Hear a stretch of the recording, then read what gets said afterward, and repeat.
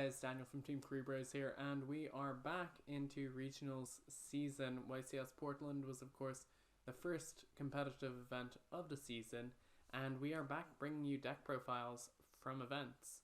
So the first profile we have was sent in to us by Mason Ventimiglia. I hope I've managed the name somewhat, but he finished third place at the Detroit Regional out of over 300 players, roughly around 350. So 9 rounds of Swiss, and he went 8-1. So that's quite an impressive achievement. He ended up playing the Crusadia Guardragon combo deck, which has kind of grown out of the Thunder Dragon combo deck that we'd seen earlier in the year, kind of Euros season. We saw a lot of players playing it. This is much closer to something like Joshua Schmidt was playing for the points playoff at the European Championship. But yeah, so Mason was preparing for this event. He had been on a list similar to the one that top 32'd Portland, but he realized that he would need to tackle the addition of Nibiru to the format, as well as Dark Ruler no more, but that card is less relevant than Nibiru. So he's made a few changes to the list, and obviously they worked out pretty well for him. So we will look at the list first, and then we'll discuss some of the changes he wants to see, and then also just the deck in general. So let's start on the main deck. His only loss during the tournament was to True Draco, where he couldn't deal with the floodgates. But yeah, so in the main deck here, we see that the Crusadia package has really grown just exponentially in this deck. Like Crusadia Magius, the Fire Crusadia monster, originally had just been played by itself in the Thunder Dragon builds, and now we see that there are a lot more. Obviously, this is a North American list, which means Trishula, the Dragon of Icy Imprisonment, is legal in this format, which means that we do have a shift towards more dragon-focused decks. So we see Crusadia Drago as a 2-of. We see the Thunder Dragon engine is after being cut down massively. I believe the Portland list was playing multiple copies of the original Thunder Dragon. That's not the case here. We just see enough Thunder Dragons that you're able to discard them to special summon. Because again, this is a deck that just wants extenders, which is why we see Dangers performing really well here. Not only do they give you extra summons, but they can interact well with the Thunder Dragon cards, as well as the Orcust cards that are being played in the deck. Additionally, Nessie, Jackalope, and Tsuchinoko, as normal, kind of are guaranteed summons. Particularly when you have Chupacabra, then Nessie becomes a guaranteed summon. So yeah, the deck is all focused on just putting all of its materials out, making its combo, and hoping that the opponent can't deal with that. Like I mentioned, because we're in a format where Trishula exists, you're able to play a larger dragon package in this Guardragon deck. We had seen the Thunder Guardragon decks, which were playing just Brotor, or maybe Brotor and Destrudo. Whereas here we see Brotor, 2 Destrudos, 2 Defrags, and a Red Eyes Darkness Metal Dragon, so that's definitely expanded out a lot more, and obviously you're able to get a lot more use out of your dragons, and these are all dragons that allow you to get extra summons, which is what the deck wants to be doing.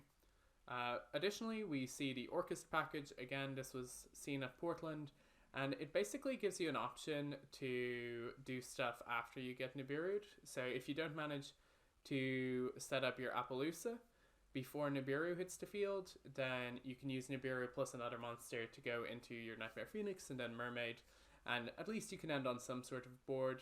If you've not Sekka's Light, then you'll be able to get Crescendo out, which is decent. It's not where you want to be, but it's still fun. We have Gizmek, which has been performing really well. I think that was kind of almost a sleeper card. Everybody knew about it, but it's definitely performing better than I think people anticipated. White Dragon, Black Dragon, free summons. Cards are great. If they were at more than one, they would be played as more than one. Then we have the Triple Chaos Dragon Legionnaire. This is kind of one of your payoffs for playing the creature decks, being able to disrupt your opponent's hand, or else being able to get extra monsters so that you can go into things like Appaloosa and other combo pieces. Trishula as well is quite good. And then we have an Amorphage slot, which is to be summoned off Hieratic Seal of Heavenly Spheres. That's a bit of a mouthful. But yeah, so we'll talk about slot in a minute. Finally, we see triple Sekka's Light, and one Orchest Crescendo. So, I mean, the Sekka's deck's still strong. Mystic Mine has definitely taken a hit recently, but we do see Mine decks still topping events, so it's something to be aware of. But I think you can get away with having Sekka's Light mained in this format. And obviously, it worked well here. When we move over to the side and extra deck, I mean, first off, extra deck for European players will notice that there's Trishula here, which we don't have yet. So Trishula, obviously very impactful. Being able to disrupt your opponent's extra deck is massive. In the past, we've seen cards like Lidosajum, the True King of Disaster Armageddon.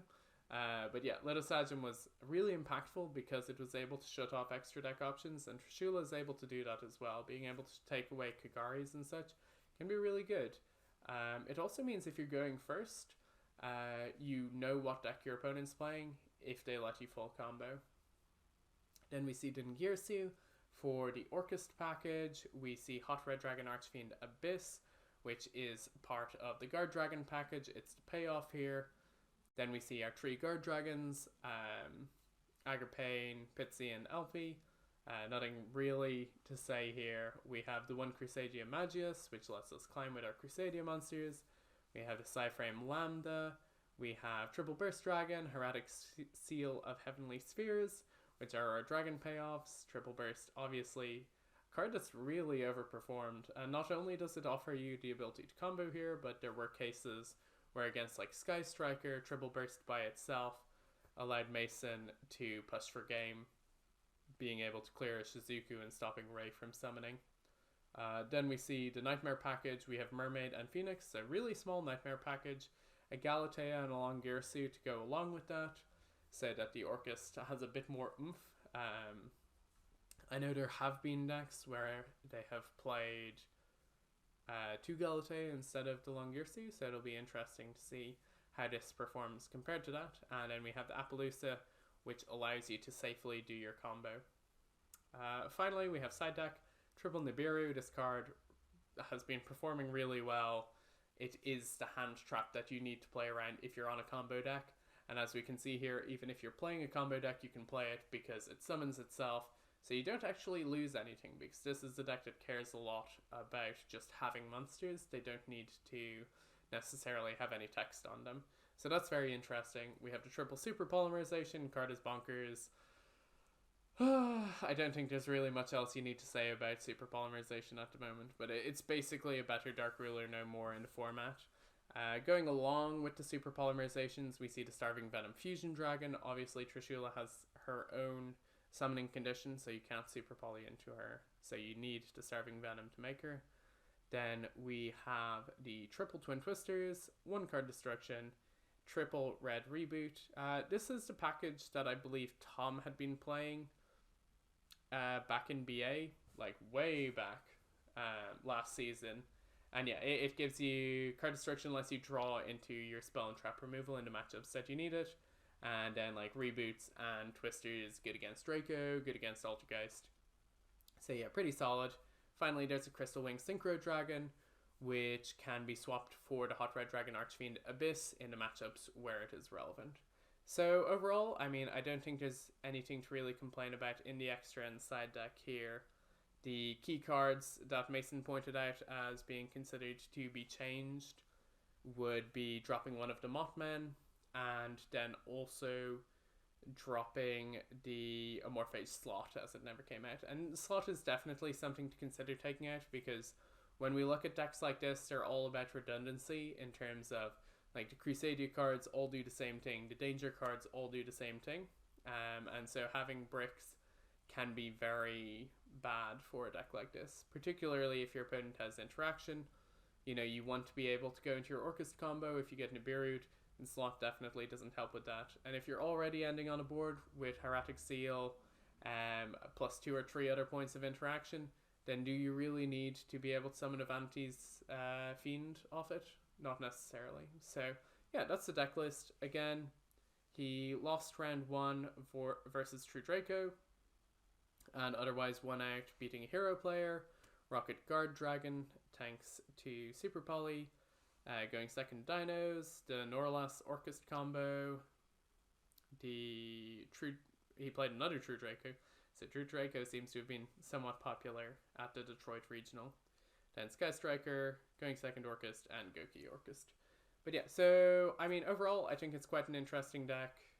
It does seem to be our combo deck other than Pendulum in the format. We'll have to see which of the two performs better. But please do let me know your thoughts. Congratulations again to Mason. He wanted to shout out his friends Josh, Stephen, and Ruben, and all the other friends from Michigan. So well done, guys, on getting the top at this event. And yeah, if you have a deck list or anything you'd like us to explore, please do let us know, and we will try and get around to it when we can. Otherwise, thank you for supporting the channel, and we will be back soon with more Yu-Gi-Oh! Content.